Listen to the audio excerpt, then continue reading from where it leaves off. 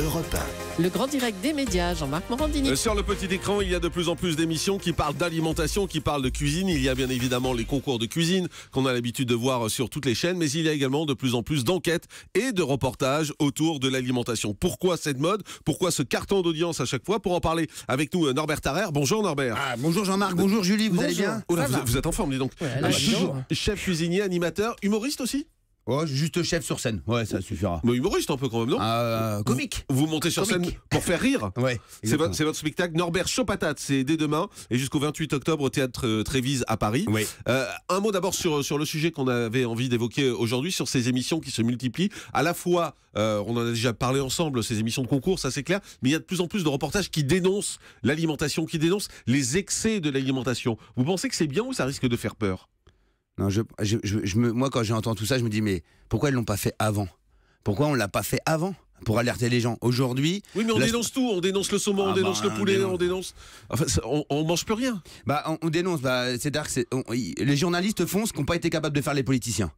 Voilà, c'est que je le dis dans mon spectacle, comme le bio, comme le machin, au départ le bio c'était pour les agriculteurs, aujourd'hui c'est devenu une industrie, le sucre c'est devenu la plus grande drogue du monde, même moi j'en suis drogué, j'adore les bonbons et je peux me passer de boire un petit verre, mais je peux pas me passer de bouffer un bonbon. Le sucre c'est la plus grande drogue et en plus on la dissimule partout la drogue, c'est-à-dire qu'il n'y a pas que le glucose, il y a aussi le fructose, il y a plein d'autres sucres qu'on nous explique pas sur les bouteilles, on va dire de soda en général, il y a plus de sucre, si, il y a un fructose, c'est une autre variété de sucre et je trouve ça bien qu'on dénonce. Ouais, il faut alerter les gens parce que aujourd'hui on a plein de maladies, on a le diabète, on a des problèmes cardiaques, tout ça. Mais c'est dû à notre alimentation, c'est pas dû forcément qu'à la cigarette ou l'alcool. Il y a d'autres facteurs qui rentrent en jeu dans notre vie qui font qu'on est pollué. Alors vous parlez du sucre et justement ce soir Cache Investigation, on va proposer une enquête sur le sucre où l'industrie du sucre nous rend accro. Pour en parler avec nous, Romain Verlet, bonjour. Bonjour. Merci d'être en direct avec nous sur Europe 1. Vous êtes rédacteur en chef adjoint de Spécial Investigation, pardon. Non, de Cache Investigation. Effectivement. Et avec vous, on va avoir l'occasion de comprendre comment le sucre rend accro, puisqu'il y aurait 2 fois plus de sucre consommé par les Français depuis 15 ans. Comment est-ce possible? Oui, c'est ça. Aujourd'hui, on s'intéresse à comment l'industrie nous rend accro à ce sucre. Et aujourd'hui, on consomme à peu près 34 kilos de sucre par an et par Français. Et effectivement, ça a doublé depuis 15 ans. Et par exemple, là, vous parliez justement que on devient tous accros au sucre. Par exemple, au CNRS de Bordeaux, on a fait étudier avec des petits rats de laboratoire. Et on s'est aperçu que 80% des rats allaient plus vers de l'eau sucrée, vers du sucre, que vers de la cocaïne. Et donc en fait, on est devenu complètement accro. Et en fait, aujourd'hui, il faut savoir, par exemple, un enfant mange en moyenne 20 carrés de sucre par jour, ça représente à peu près 100 grammes. Et donc nous, à Cache Investigation, on s'est intéressé pendant 1 an à cette grande industrie qui est très méconnue, l'industrie du sucre. Il faut savoir que la France, on est premier producteur en Europe de sucre. Et du sucre, on en trouve absolument partout. Bien sûr dans les barres chocolatées, dans les pâtes à tartiner, mais aussi dans la charcuterie, et ça on le sait un peu moins. Dans la charcuterie, il y a du sucre? Oui, dans la charcuterie, il y a du sucre. Et dans les plats cuisinés aussi que vous achetez dans la grande distribution. Juste parce qu'on a un chef avec nous, avec Norbert, on trouve vous saviez qu'on trouvait parce que moi, je suis la charcuterie? Ouais, je suis charcutier, donc on a l'utilité de prendre du sucre. Mais pourquoi vous mettez du sucre dans la charcuterie? Alors attention, faut pas faire le procès de tous les artisans et tout ça. Hein. Le sucre, il y a les producteurs de betteraves à sucre, tout ça. Moi, j'incrimine pas les producteurs de sucre en soi. Non, personne. Mais expliquez-nous. J'incrimine vraiment ceux. Expliquez-nous pourquoi vous mettez du sucre dans la charcuterie. C'est pour des raisons de goût, d'acidité, et puis c'est un exhausteur de goût. Le sucre, c'est comme le sel. C'est quelque chose quand on assaisonne, ça nous permet de faire ressortir tout le goût d'un produit ou plus qu'un autre quand on fait des recettes. Romain Verlet, est-ce que ça veut dire également que depuis 15 ans, on a rajouté du sucre dans des produits qui existaient déjà, ou alors ce sont de nouveaux produits qui sont apparus?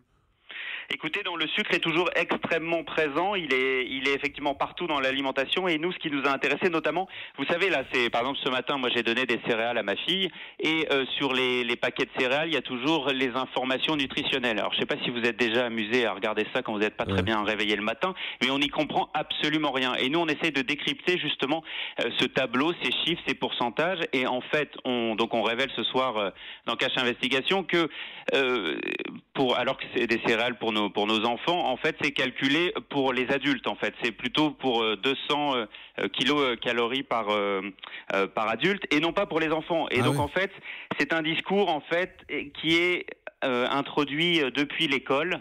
Et comme ça, c'est pour nous rendre un petit peu accro à toutes les friandises. Eh bien, on verra ça. Merci Romain Verlet d'avoir été avec nous. Vous êtes rédacteur en chef adjoint de Cash Investigation. Sucre, comment l'industrie vous rend accro. C'est ce soir à 23h05 sur France 2. Norbert, malgré tout, c'est vrai que voilà, ça fait peur. On a l'impression de se faire avoir aujourd'hui quand on mange. Moi, j'ai l'impression surtout, je vais même plus loin, je vais prendre des risques ce matin, mais c'est pour toi, Jean-Marc. Moi, je m'inquiète, c'est le gouvernement. Pourquoi on attend 2015 pour s'en rendre compte? C'est depuis des années que l'industrie du sucre existe. Pourquoi aujourd'hui on fait des réformes quand je vois Ségolène Royal qui s'alerte sur le Nutella? Mais merde, on aurait pu faire ça bien avant, nous informer, alors qu'ils ont laissé faire. Moi je pense qu'il y a un vrai lobbying derrière à soulever et je veux pas qu'on se trompe, c'est pas les artisans ou ceux qui font du sucre, les éleveurs les agriculteurs de betteraves qui sont incriminés. Moi je dis que c'est l'industrie de tous ceux qui vont absorber le sucre et qui vont en injecter dans les recettes pour nous rendre accros. Et je me dis quand même, il y a une politique en France, il y a un gouvernement. Qu'est-ce qu'ils ont fait pendant ces années? Vous continuez à faire des émissions de télé. Oui. On vous retrouve tous les vendredis à 20h55 dans Sister, dans Norbert commis d'office. Oui. Est-ce que vous faites attention à l'équilibre alimentaire dans ces émissions? Est-ce que vous vous dites, voilà, j'ai un exemple à donner? J'ai une particularité, je suis peut-être l'un des seuls chefs cuisiniers. Je suis pas fan de la pâtisserie, je suis pas fan forcément du sucre en général. Moi j'ai un gros problème, c'est que j'aime le beurre et la crème. Voilà, donc ma came c'est pas toujours de mélanger du sucre et des autres aliments. Et je fais attention, parce que aujourd'hui le sucre c'est vecteur de diabète, c'est vecteur de plein de maladies. J'essaye d'y faire attention, mais maintenant je fais pas la morale non plus. Et dans vos restaurants, vous avez le Saperlipopette qui est à Puteaux, qui est un bistrot plutôt chic. Oui. Vous allez en ouvrir un autre qui s'appelle Macaille à Suresnes, une table d'hôte à Courbevoie. Là-dedans, vous essayez de faire des choses équilibrées ou c'est le goût et le plaisir avant tout? Alors je vais répondre, je déroge pas à ta réponse, à ta question. Nous on fait déjà du circuit court, on essaie déjà de faire des produits locaux et après on s'implique à mettre le minimum de sucre. Alors après on a de la pâtisserie c'est quand même le côté enfantin, magique, donc là on est dans le sucre. Et après en cuisine on essaie toujours de pondérer tout ce qui est sucre, même les sucres dérivés, fructose, tout ça. On essaie vraiment d'y faire attention. Et en plus, on fait tout maison. Vraiment attention à ça. Oui, on fait tout maison. Donc, on n'a pas de substitut, on n'a pas de sauce en poudre, on n'a pas de boîte en garniture et on n'a pas de surgelé. Donc, on sait ce qu'on met dans nos produits. Ce que vous faites, c'est à l'opposé, bien évidemment, des fast-food. Ça, on l'a bien compris, puisque vous faites des circuits tout courts. Il y a un fast-food qui se développe de plus en plus en France. Ça s'appelle Subway. Et ce soir, dans Spécial Investigation, on va avoir une enquête sur le monde selon Subway. Avec nous, Stinka Quillet. Bonjour. Bonjour. Merci d'être en direct avec nous sur Europe 1. Vous êtes rédactrice en chef de Spécial Investigation qu'on va voir ce soir. Et Subway, c'est devenu le numéro 1 des fast-foods dans le monde, on ne le sait pas, devant McDo, devant des grandes chaînes comme ça. C'est la raison pour laquelle Céline Chassé, la réalisatrice, a décidé d'enquêter sur Subway. C'est-à-dire qu'en fait, cette petite sandwicherie qui fleurit au coin de vos rues en ce moment, eh bien, il y a quelques années, elle a détrôné McDo. Il y a 44 000 restaurants Subway dans le monde entier aujourd'hui, plus que d'enseignes McDo. Alors, elle s'est intéressée en fait aux raisons de ce succès. Et la première, justement, eh bien, c'est la promesse qui est faite aux consommateurs. C'est-à-dire que la réputation de Subway a été construite sur un concept a priori paradoxal, le fast-food diététique. C'est-à-dire que manger des sandwichs Subway, eh bien, ça ferait mincir.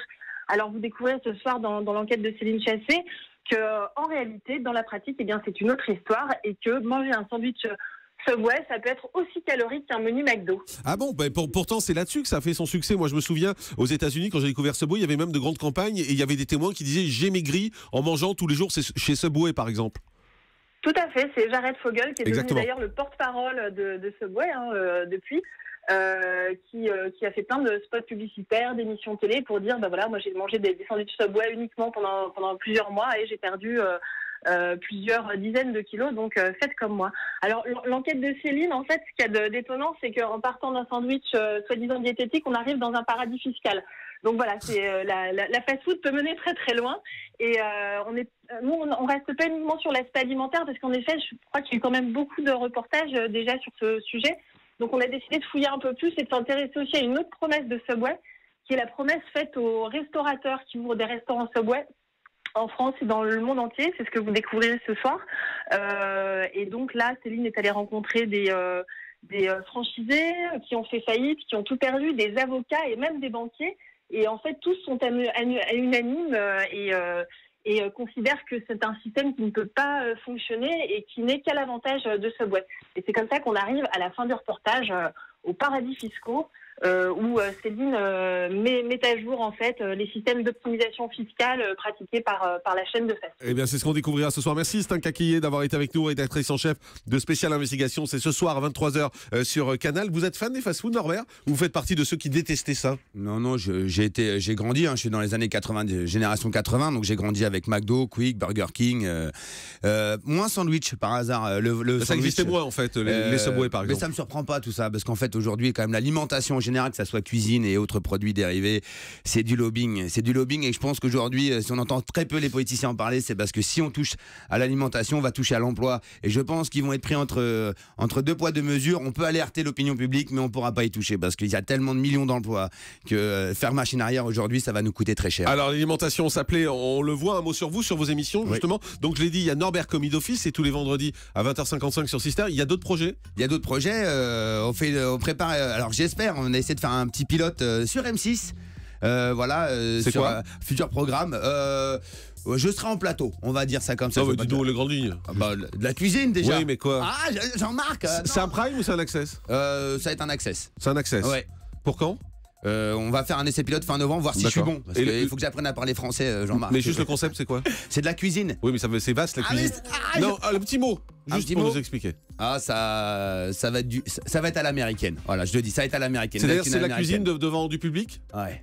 C'est ça? C'est ce type de show à l'américaine? Jean-Marc, je vais me faire buter. Je vais sortir d'ici, ils vont me buter. Donc vous allez faire un access avec du public et vous allez cuisiner devant eux et apprendre aux gens à cuisiner. Voilà. C'est ça? Peut-être un cours général de cuisine. Et ben voilà, on sait tout. À tout de suite sur Europe.